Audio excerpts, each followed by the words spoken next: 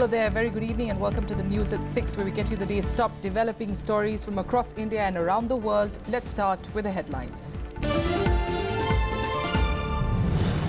Countdown begins for the presidential elections. Election Commission announces polls will be held on the 17th of July, counting on the 20th. Last date for filing nominations will be the 28th of June.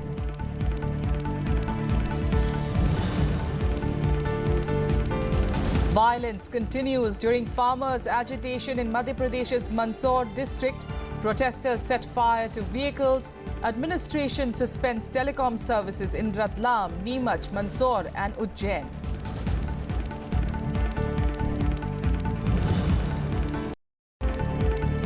The RBI keeps key rates unchanged. Repo rate unchanged at 6.25%. Reverse repo rate stays at 6%.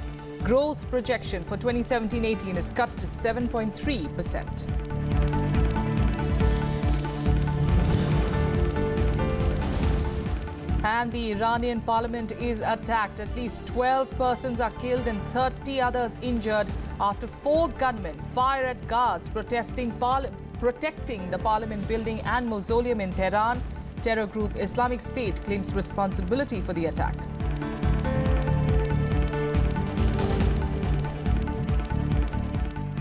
First, the big national story. The Election Commission on Wednesday announced that the election to the post of president will be held on the 17th of July.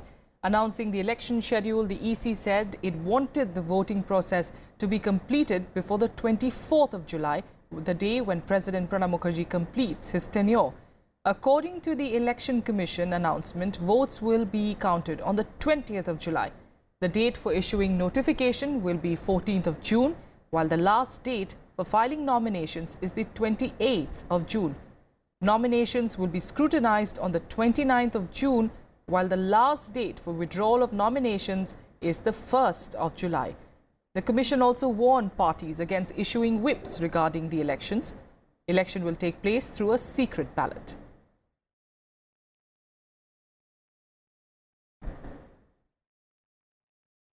The term of office of Shri Pranab Mukherjee, President of India, is ending on 24th July. As per Article 62 of the Constitution, an election to fill the vacancy caused by the expiration of the term of office of the outgoing President is required to be completed before the expiration of the term. The Election Commission of India is mandated to ensure that the election to the office of the President of India, which is the highest elective office in the nation, must be free and fair, and the Commission is taking all necessary steps for discharging its constitutional responsibilities. Various political parties, of course, going into a huddle right after that announcement, and we'll keep track of developments there. Meanwhile, the Reserve Bank of India kept the repo rate unchanged in its second bi-monthly policy for the financial year 2017-18 on Wednesday. The central bank also lowered inflation projections and maintained that the implementation of the GST is not expected to have a material impact on overall inflation. No reprieve for borrowers on Wednesday as the RBI Monetary Policy Panel voted to maintain status quo on key rates. The repo rate at which RBI lends to banks was retained at 6.25%, while the cash reserve ratio, or the amount of deposits that banks park with the RBI, was kept unchanged at 4%. The RBI, however, cut the statutory liquidity ratio, the portion of bank deposits that have to be invested in government securities, by 50 basis points to 20%. The MPC was also cognizant of several earlier enunciated risks to the medium term: rising rural wages, robust consumption demand, the imminent implementation of the 7th Pay Commission's award on HRA and the acceptance of these by state governments, and global risks materializing in the form of imported inflation. RBI expects retail inflation to fall to 2 to 3.5% in the first half of current fiscal and move up to 4.5% in the second half. It also warned of the fiscal situation getting out of hand if states continue to waive farm loans and encourage inflation. The MPC resolution says that the risk of fiscal slippages, which by and large can entail inflationary spillovers, has risen with the announcements of the large farm loan waivers. There is a risk that unless there is existing fiscal space in state government budgets or some space is found, the likelihood of going down this slippery path and dissipating the important gains that we have made in fiscal rectitude over the last 2-3 years can come about. The markets responded cautiously to the RBI's decision. The Nifty 50 closed higher by 27 points or 0.28% at 9,664, while BSE Sensex rose by 81 points to 31,271 as RBI softened hawkish tone on inflation. The RBI also underscored the need to revive private investment, restore banking sector health, and improve infrastructural bottlenecks. But for the first time, a monetary panel member differed on the policy rate decision. External member Ravindra Dholakia was not in favour of a pause in policy rate, while the other 5 voted in favour of it. Priti Mishra, Rajya Sabha TV. The farmers' agitation in Madhya Pradesh intensified on Wednesday with angry protesters indulging in arson. Public property was also vandalized. Despite curfew and suspended mobile internet services, the protest was widespread. Farmers burned vehicles and threatened to continue their agitation till their demands were met.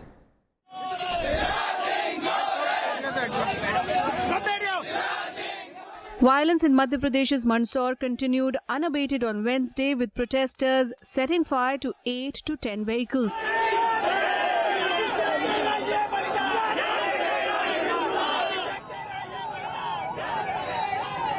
The administration has suspended cellular data services in Ratlam, Neemach, Mandsaur and Ujjain. In order to control the unrest, the state government has sought more forces from the centre.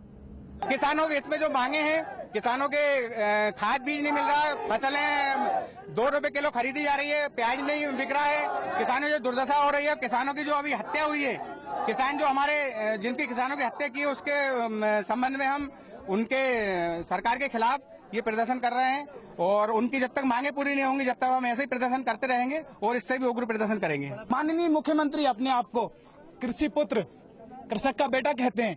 शर्म आनी चाहिए। कोई कृषक क्या किसी को गोली मारेगा? कोई मारेगा क्या? बताएं। हम किसान हैं, हम किसानों का दुख दर्द जानते हैं, इसलिए सड़क पे खड़े हुए हैं। हम खुद किसान हैं, इसलिए ये आंदोलन कर रहे हैं। क्यों? कि हमें हमारी खून पसीने की कमाई का कुछ भी नहीं मिल रहा। कृषि के क्षेत्र में किसानों के हित में एक नहीं अनेक योजनाएं बनाई है। भारत सरकार और केंद्र सरकार के साथ साथ राज्य सरकार से जो जो योजनाएं बनी है उसमें किसानों के हित संरक्षण की बहुत सारी योजनाएं और उनको लाभान्वित किया जा रहा है। सर्वाधिक हितैषी अगर कोई है किसानों के तो शिवराज सिंह जी है। दुखद घटना हुई है मंदसौर में, नहीं होना चाहिए। मालवा के किसान हमेशा से शांत प्रिय रहे। Agitated farmers who have been demanding debt relief and better prices for their crops heckled Mandsaur collector and a superintendent of police when they tried to pacify them. The agitators are also demanding a visit from the chief minister to Mandsaur. इनको आश्वासन दिया है TI के विरुद्ध कड़ी से कड़ी कार्रवाई की जाएगी, है ना, और कोई भी आदेश नहीं था गोली चलाने का। However, a political blame game on the matter has already begun. Union Minister M. Venkaiah Naidu blames the Congress for instigating farmers. He also asserts that the matter will be resolved in due course and his government was committed to addressing farmers' problems. Madhya Pradesh Chief Minister Shivraj Singh Chauhan also blames the opposition party. Madhya Pradesh में मंदसौर इलाका में firing के कारण से किसान मर गए, ये बहुत दुर्भाग्यपूर्ण बात है। कांग्रेस वाले इसको राजनीतिक रूप देके वहां हिंसा को प्रेरित करने के लिए प्रयास किया, फिर दुर्भाग्यपूर्ण अभी 4 लोग या 5 लोग का जान गए। ये दुर्भाग्यपूर्ण है, इसके ऊपर जांच होगा, मगर I only tell the Congress party please don't politicalise. हमेशा बीजेपी की राजनीतिक रणनीति रहती है कि जहां वे कोई जवाब नहीं दे पाए, जहां वो कहीं सफाई नहीं दे पाते, ये कहते हैं ये विरोधी दल इसका कर रहे हैं। आज देश का आम किसान, अन्नदाता किसी एक विशेष पार्टी से नहीं जुड़ा, वो अपने हितों की रक्षा कर रहा है। राज आ गया, तानाशाही राज आ गया। अगर इस देश का किसान और गरीब अपनी आवाज नहीं उठा सकता है, इस देश का आम व्यक्ति अगर अपनी बात नहीं कर सकता है, तो फिर तो प्रजातंत्र खत्म हो गया। इससे से क्यों ना तानाशाह रूल हिंदुस्तान में कर दिया जाए। का मैसेकर किसान का ये 5 की 6 की संख्या दे रहे हैं। मैं मानता हूँ वहाँ ज्यादा लोग गोली के और संख्या ज्यादा है मृतकों की, और आंख मिचोली कर रहे हैं। पहले 10 लाख फिर 1 करोड़, यानी किसी तरह से भी किसान के मुद्दों को दबाना चाहते हैं। हम लोग भी सोच रहे हैं कि जो किसानों के ऊपर एक तरह से बर्बर हमला हुआ है, इसका प्रतिकार करने के लिए हम लोग भी जाएंगे। Farmers in the area have been protesting since June 1st, demanding higher minimum support prices for their produce, among other things. Farmers in neighbouring Maharashtra have held similar protests and have stopped supplies to urban areas, leading to a spike in the prices of vegetables and dairy products. Bureau Report, Rajya Sabha TV. In other news, a special CBI court on Wednesday exempted senior BJP leader L.K. Advani, Murli Manohar Joshi and Uma Bharti from personal appearance in connection with the Babri Masjid demolition case. On the 30th of May, a special CBI court in Lucknow framed the charges against 12 people, including these 3 veteran BJP leaders. Later, all the accused were granted bail on a personal bond of 50,000 rupees each. The special court is conducting daily hearings as sought by the Supreme Court.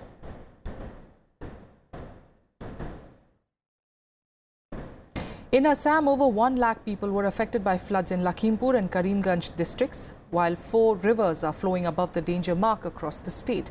As per the Assam State Disaster Management Authority, or the ASDMA, over 1 lakh people are reeling due to the flood in 2 districts, whereas 140 villages are underwater. Karimganj is the worst affected, with nearly over 97,000 people, while more than 4,500 were hit in Lakhimpur. Currently, 4 flowing above the danger mark across the state, including Dhansiri, Barak, Katakhal and Kushiara. The calamity has damaged crops in close to 400 hectares of land.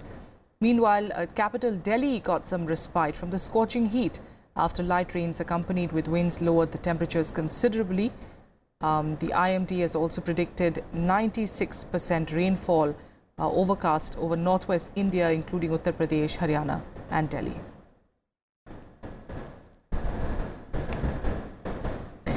And with that, let's take you through some other developments from across the country in Nationwide.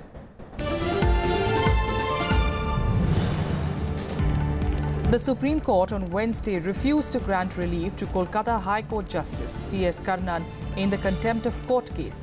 The top court sentenced Justice Karnan to 6 months imprisonment.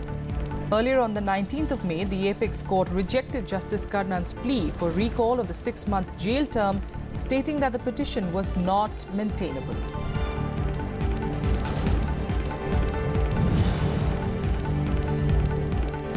The Supreme Court also set aside the Allahabad High Court's order that quashed 50% institutional preference in admission to PG medical seats. The top court said that the 2 central universities, BHU and AMU, and the government-run medical colleges in UP can conduct counselling and fill up the seats by the 12th of June.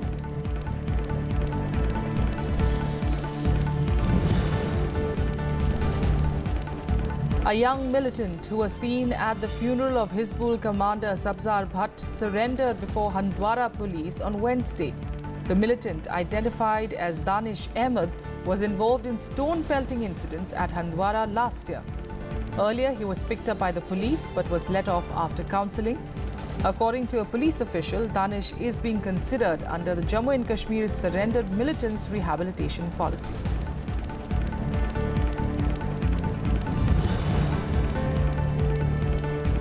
Four suspected terrorists and an officer were killed while 3 others injured in an encounter in Nagaland's Mon district.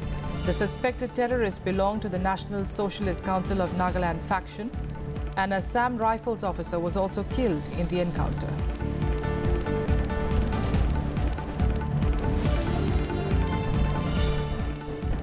A quick break here. We'll be back with more national stories and also the top international stories in a bit. Stay with us.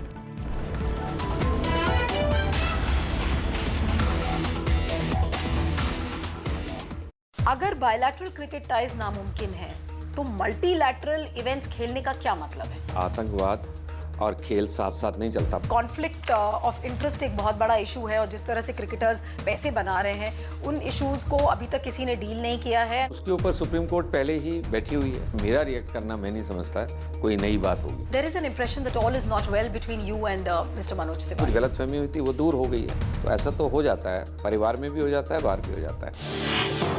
Watch to the point with Minister of State for Youth Affairs and Sports Vijay Goyal only on Rajya Sabha television.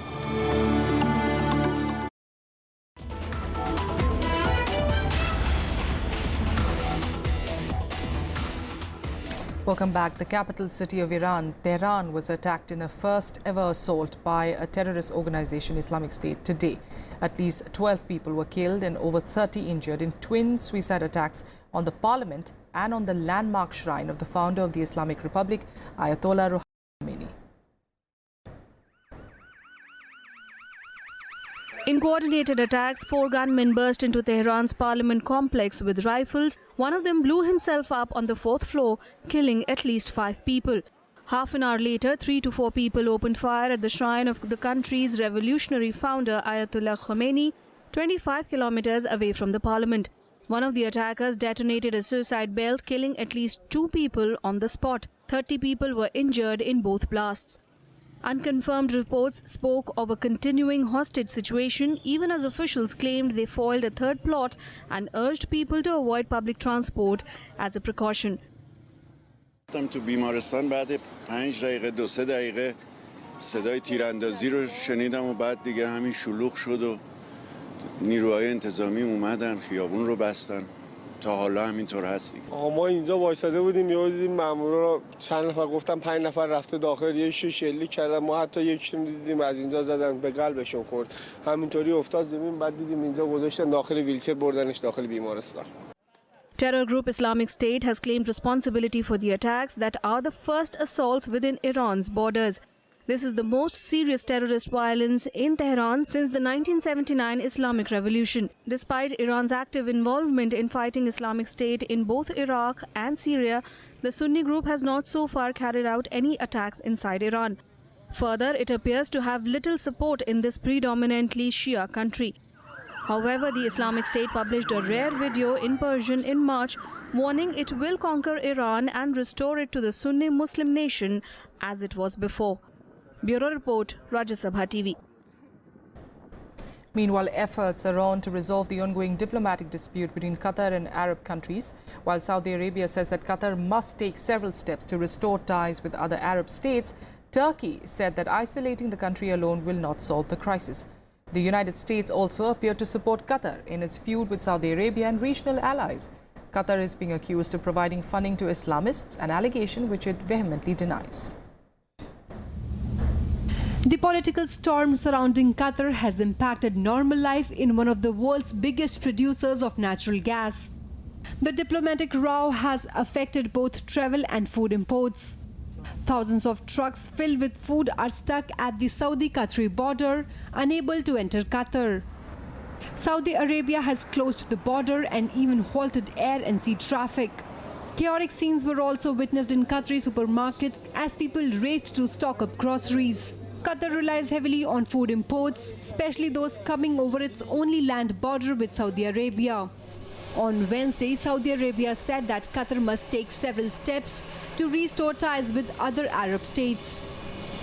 We want to see Qatar implement the promises it made a few years back with regard to its support for extremist groups, with regards to its hostile media, with regards to its interference in the affairs of other countries. And we have taken this step with great pain in order to make sure that Qatar understands that these policies are not acceptable and not sustainable and that they must change.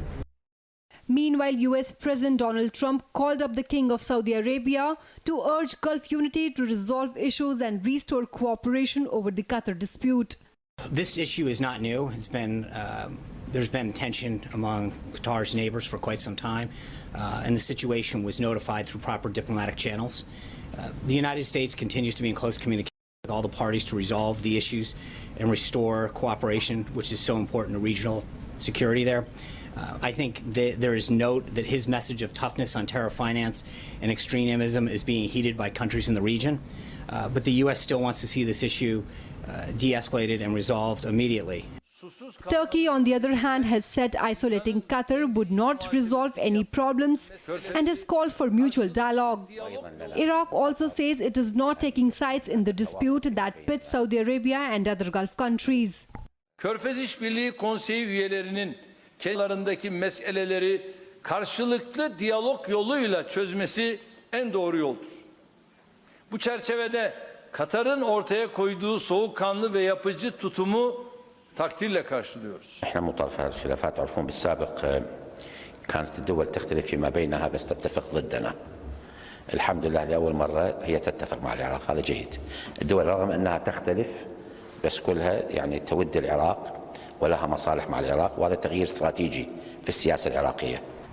On Monday, Bahrain, Egypt, Saudi Arabia and the United Arab Emirates cut all diplomatic ties with Qatar, accusing it of supporting terrorism. Bureau Report, Rajya Sabha TV. Nepali Congress President Sher Bahadur Deoba on Wednesday was sworn in as the 40th Prime Minister of Nepal. President Bidya Devi Bhandari administered the oath of office and secrecy to the newly elected Prime Minister in Kathmandu. 7 other ministers, including 3 deputy Prime Ministers, have also taken the oath. The senior Nepali Congress leader has taken the charge of Prime Minister for the 4th time. On Tuesday, Deoba secured 388 votes in his favour in an election in Parliament. The post of Prime Minister fell vacant after Maoist leader Prachanda resigned last month under a power-sharing deal with the Nepali Congress leader. And staying with elections, British Prime Minister Theresa May's last day of campaigning didn't go too well, with a chorus of boos greeting her at London's biggest meat market. Even as May is widely expected to win the re-election in the vote on Thursday, she had to hear loud shouts of vote Labour. However, the Prime Minister looked unfazed, shaking hands with supporters. May called the snap election in April in a bid to increase her majority and strengthen her hand for the Brexit talks. But her campaign has struggled in recent weeks due to a series of policy missteps. The Labour camp, meanwhile, has closed in considerably in opinion polls, with one poll saying that there's only a 1-point difference.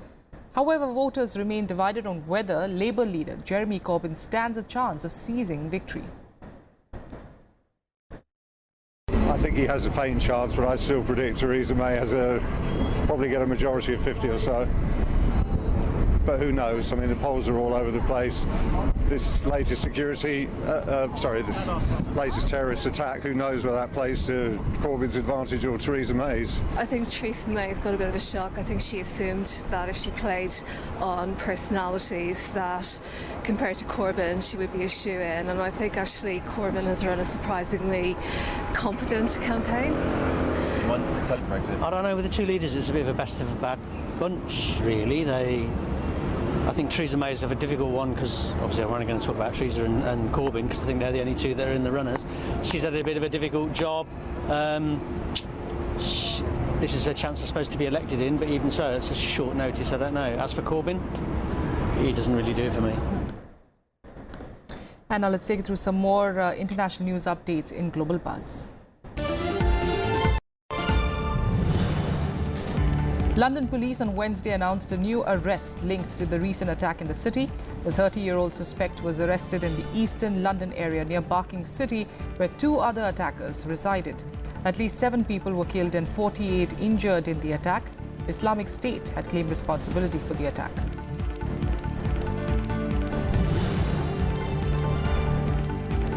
The Philippines police on Wednesday started clearing operations in several houses in Marawi City as troops continued their offensive against Islamic State militants. High-powered firearms and weapons were recovered from the site, along with cash and checks worth $1.5 million at a gun post. The attack raised concern that the terror group IS was building a regional base in Mindanao that could pose a threat to neighboring Indonesia, Malaysia and Singapore.